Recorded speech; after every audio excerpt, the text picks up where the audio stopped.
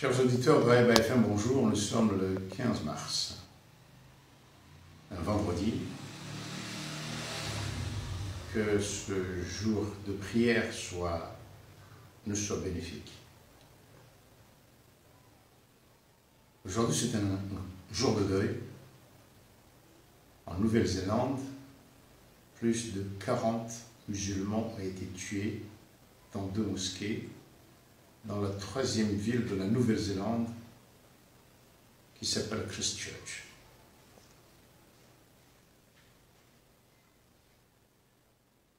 Le criminel, le terroriste qui a tué,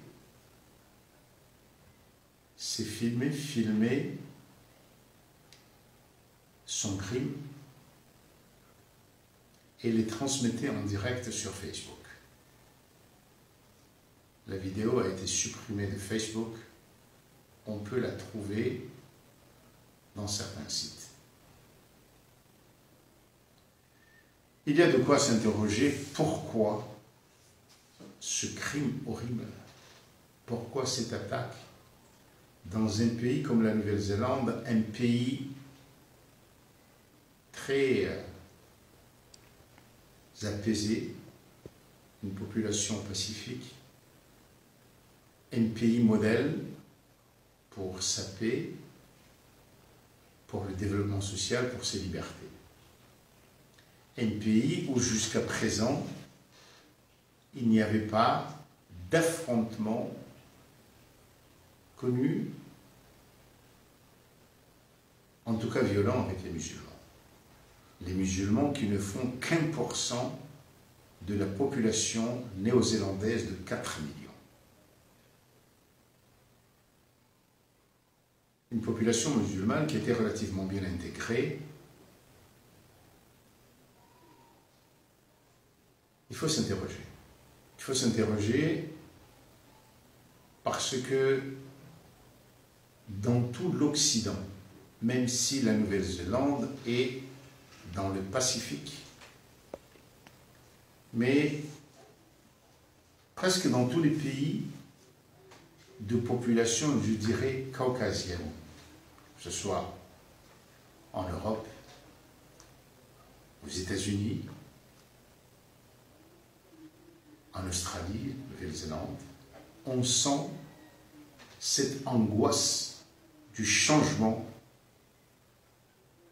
qui s'opère dans les rapports de force mondiaux.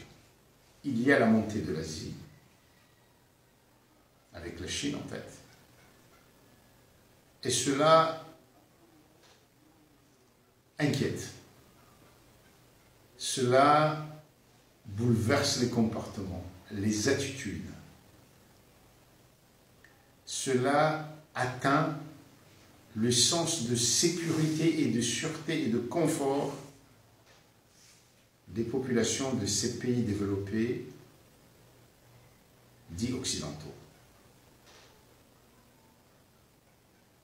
Dans beaucoup de domaines, la Chine est derrière, bien sûr, avant un peu le Japon, la Corée du Sud, et même les autres dragons comme le Vietnam s'affirment. Il y a l'Inde qui s'affirme. Aujourd'hui, c'est non seulement, c'est bien sûr le Pacifique qui est l'océan qui voit le plus d'échanges de richesses dans le monde, et pas l'Atlantique, comme il y a quelques années, mais aussi l'océan Indien s'affirme. Alors, le chômeur anglais, l'ouvrier allemand, des fois le militaire de carrière néo-zélandais ou ailleurs, qui vivait dans la fierté de la domination occidentale, aujourd'hui sont troublés. Le problème, c'est qu'ils ne peuvent pas faire front à la Chine. Trump essaie de le faire d'une certaine manière, au niveau commercial, en attaquant les entreprises, mais pas les dénoncer en tant que telles. Aujourd'hui, la Chine est trop puissante. Mais ces mouvements d'angoisse, d'inquiétude de ces populations-là se retournent contre ceux qu'ils considèrent plus faibles, les Africains, les Noirs, l'islam.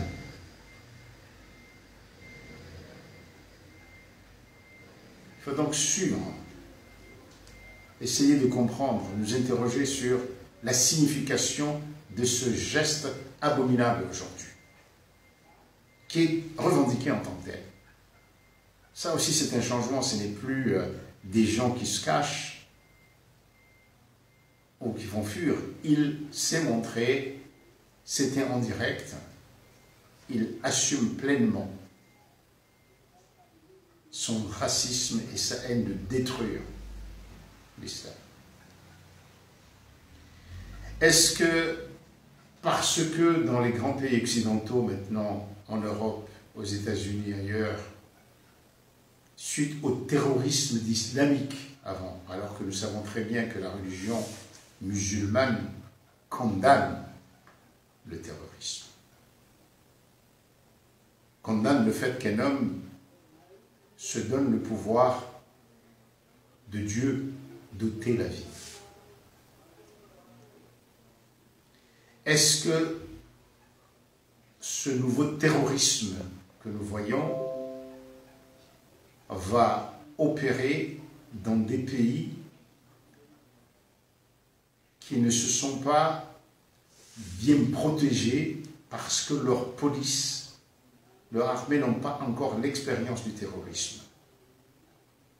Est-ce qu'ils ne vont pas intervenir dans des pays comme la Nouvelle-Zélande, peut-être l'Australie, et peut-être même dans des pays musulmans trop faibles qui n'ont pas la police ou l'armée, les forces antiterroristes qui peuvent faire face à des gens qui pourraient entrer dans le pays, opérer et partir?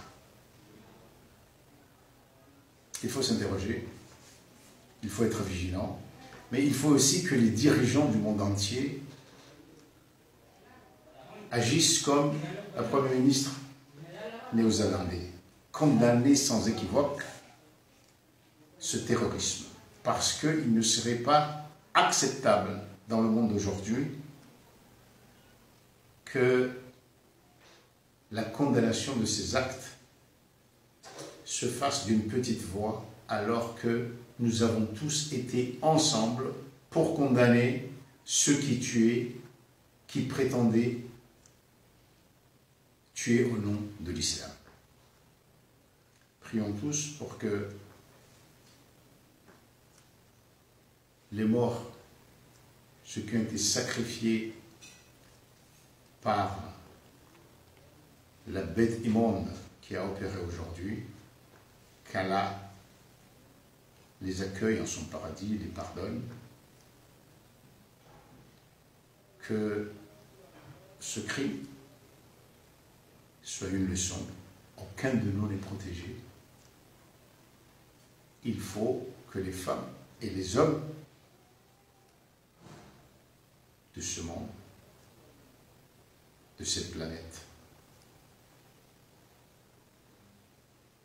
se réveillent et préviennent que ces animaux qui sont en nous,